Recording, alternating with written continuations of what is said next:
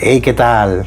La semana pasada pudimos ver la primera parte de este vídeo, lo que pasa es que en realidad lo estoy grabando del tirón y por eso llevo la misma ropa y todo esto, así que bueno, que si no lo visteis el de la semana pasada, pues aquí os lo dejo e ir corriendo a verlo antes de ver este. Bueno, el caso es que la semana pasada analizábamos el papel que el sonido y la música ha tenido en los distintos ritos tradicionales religiosos de las distintas culturas y cómo eso ha ido evolucionando y ha llegado a nuestros días tristemente convertido en una serie de soluciones milagrosas a distintos problemas. El caso es que el otro día nos quedamos en las frecuencias sagradas y milagrosas, así que vamos al lío ya con ello. Lo primero que vamos a ver son las frecuencias de Rife. Royal Raymond Rife fue un inventor norteamericano que, aparte de decir que había encontrado una cura milagrosa contra el cáncer que nunca demostró ni enseñó a nadie, creó un sistema en el que postulaba que cada virus y bacteria tenía una frecuencia de oscilación característica y que averiguando esa frecuencia concreta de vibración podía destruir cualquier tipo de patógeno alterando su frecuencia de oscilación y haciendo que explotara. Algo parecido a la desinfección con luz ultravioleta o los experimentos que se están realizando para neutralizar al coronavirus a través de ultrasonidos. El caso es que nunca demostró nada de esto y los que trabajaron con él le tacharon de mentiroso, y lo que ha llegado de sus inventos hasta nuestros días es mucho más loco. Están las máquinas milagrosas que matan todo tipo de bichotes con esta técnica, pero si hacemos una búsqueda en YouTube lo que encontramos son vídeos con frecuencias sonoras que dicen que curan hongos, la ansiedad, dolores menstruales, colon irritable, dolencias cardíacas, en fin, de todo. El problema, una vez más, es pensar o hacer pensar aquí que todo lo que se expresa en hercios es sonido. Rife montó todas sus teorías en torno a ondas electromagnéticas, es decir, luz.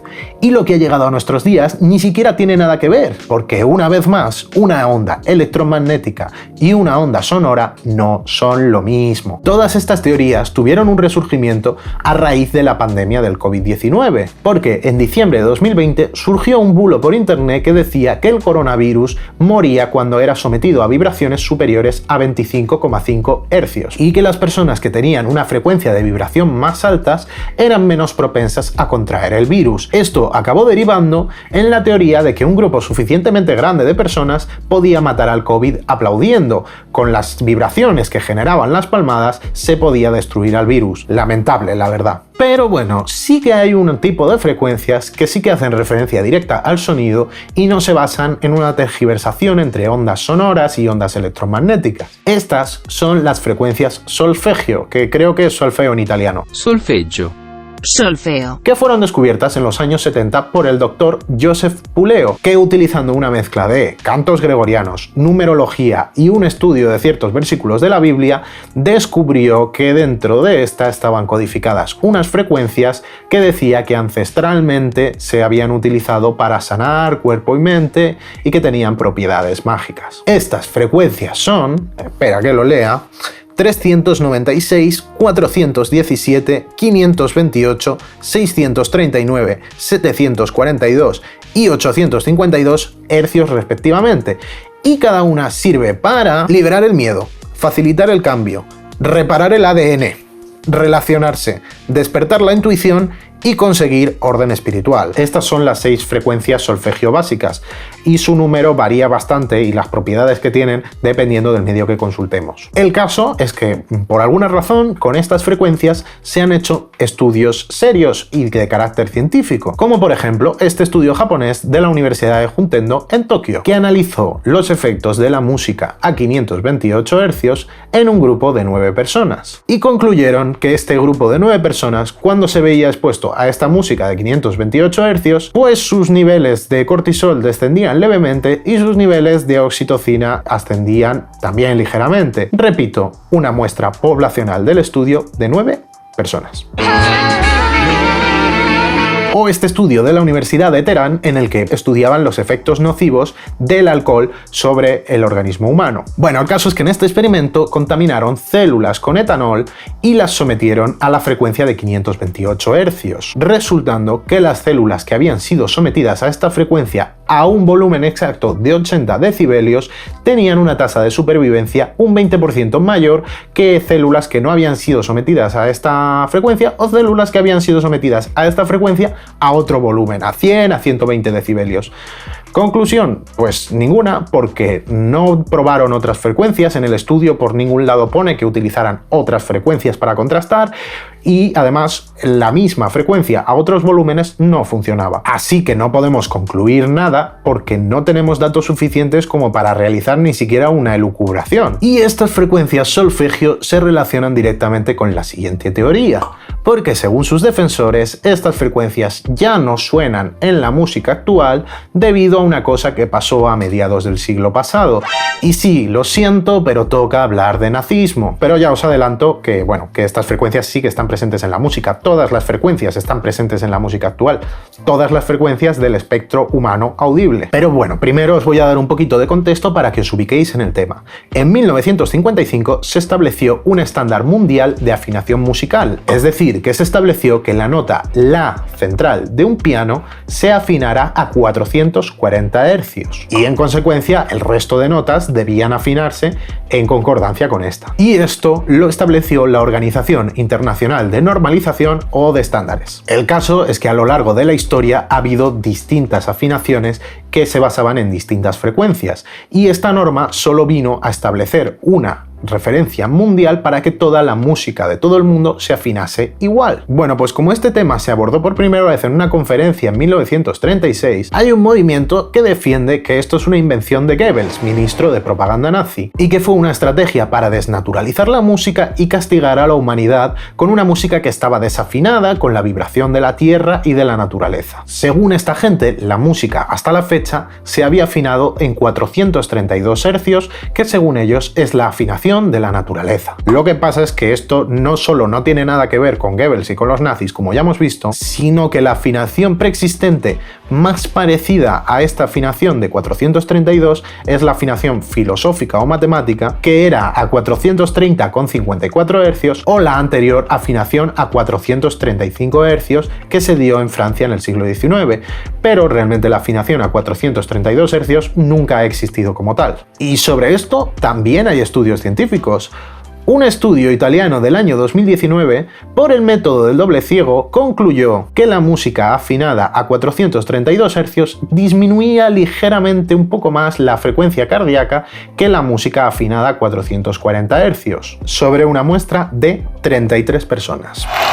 Así que pasa lo mismo que con el estudio japonés, no hay datos concluyentes que apoyen nada de esto, y además 432 no tiene nada que ver con las vibraciones de la naturaleza y ni mucho menos con los nazis. Así que a día de hoy lo único que supone la música afinada a 432 Hz es una forma distinta de escuchar la música y de percibir la música, y una forma de marketing para diferenciarse de otras músicas New Age y vender unas propiedades relajantes y sanadoras que no están demostradas de ninguna forma. Por cerrar el tema de las terapias que se basan en curar con sonidos, hay una terapia que propone utilizar las frecuencias presentes en los ronroneos de los gatos para sanar tejidos o ayudar a que suelden huesos rotos. Esto, que parece loquísimo, en realidad sí tiene cierta base, porque sí es posible que los gatos utilicen las vibraciones producidas por el ronroneo para sanar cierto tipo de tejidos, o para mantener su densidad ósea, o mantener los tejidos activos para evitar ciertas lesiones, pero no hay estudios concluyentes sobre esto y no hay nada demostrado, por lo tanto, pues tampoco tiene ninguna validez. Y aunque la tuviera, aplicar el mismo principio al sistema óseo de un gato y al de un humano pues no tiene mucho sentido, así que esto tampoco tiene fundamento científico, al menos de momento. Pero es que los estudios que sí se han hecho con un método científico y seriamente sobre la posibilidad de que estar sometidos a vibraciones tenga una inferencia sobre el desarrollo de ciertas enfermedades tampoco pueden ofrecer información relevante, porque es muy difícil aislar esta componente de las vibraciones de otros factores como el ruido o el estrés, ya que estos estudios se realizan sobre personas que están sometidas constantemente a vibraciones, como son operadores de maquinaria pesada, como tractores o excavadoras, o personas que manejan herramientas manuales como martillos hidráulicos o taladros. Pero hay una serie de terapias con sonido que sí han demostrado una eficacia y sí están avaladas por estudios científicos. Estoy hablando de los tratamientos con ultrasonidos, que son sonidos que están por encima del rango audible humano, es decir, por encima de los 20.000 Hz. El caso más conocido de esto son las ecografías, que consisten en emitir un chorro de ultrasonidos contra un tejido para que al rebotar nos devuelvan datos que podamos traducir a imágenes. Los ultrasonidos también se utilizan para destruir piedras en el riñón y tratar algunos tipos de cáncer, y consisten en emitir pulsos de ondas sonoras muy fuertes contra el elemento que queremos destruir. Y quizás su uso más extendido es en fisioterapia, donde los ultrasonidos se usan para estimular ciertos tejidos. Si bien la comunidad de fisioterapeutas no observa que los ultrasonidos sanen por sí solos, sino que ayudan en otras terapias y se utilizan para complementar otros tratamientos, como por ejemplo el masaje con las manos, para mejorar su efectividad en conjunto. Pero no funcionan por sí solos, porque al final lo único que hacen es que al impactar un chorro de ondas sonoras sobre cierto tejido, este se calentará por el efecto de la vibración, y esto además es peligroso de utilizar cerca de zonas óseas, porque el hueso puede llegar a quemarse, así que lo de los gatos a lo mejor tampoco es muy buena idea. También podemos hablar de estudios que demuestran que ciertos tipos de música, sobre todo las que se basan en sonidos percusivos repetitivos, pueden alterar nuestro estado mental y llevarnos a estados de conciencia alterados. Esto ocurre, por ejemplo, en los ritos chamánicos, o en los rituales budistas, o en los conciertos de Chimobayo. Por lo que sí, podemos afirmar que la música tiene un efecto sobre nuestro cerebro y sobre todo sobre nuestras emociones. Por eso la musicoterapia, por ejemplo, es totalmente válida, porque se basa en dotar de un medio de expresión a personas que tienen problemas para relacionarse con el mundo que les rodea. La música y el sonido tienen efectos increíbles sobre nuestro estado de ánimo, pueden alegrarnos, entristecernos, ayudarnos a concentrarnos o desarrollar nuestras capacidades comunicativas. A través de la música, el ser humano ha buscado a lo largo de la historia una forma de alcanzar estados de conciencia superiores y ha logrado usarla en su favor a la hora de afrontar dificultades, de asumir la enfermedad y de luchar por superarla. Y esta característica de la música ya es suficientemente increíble sin que tengamos que inventarnos historias para decir que es la panacea universal que lo cura todo. Para mí, las terapias y sistemas filosóficos y religiosos que utilizan el sonido y la música tienen validez cuando la usan para un fin: alcanzar un determinado estado de relajación, adquirir conciencia o influir en nuestro estado emocional. Pero cuando estas terapias prometen que la música o el sonido va a ser la cura definitiva sobre un cierto mal, pues siento deciros que estamos ante una estafa. Y si queréis más pruebas, miradme a mí. Estoy todo el día sometido a todo tipo de frecuencias y estoy hecho un asco, la verdad. Si esto fuera cierto, la verdad es que sería muy bonito. Los músicos serían personas sanísimas, en los monasterios tibetanos no habrían oído nunca hablar del cáncer y en la India las enfermedades serían unas cosas pues de unos desgraciados extranjeros. Pero no es así, tristemente. Al final todos sabemos que no existen las curas milagrosas, pero me parecen especialmente peligrosas cuando se presentan de una forma tan cruel y deshonesta como esta. Hay una infinidad de enfermedades que se tratan ya con la terapia de sonido, que está comprobado científicamente los efectos que tiene sobre personas con cáncer, con enfermedades terminales.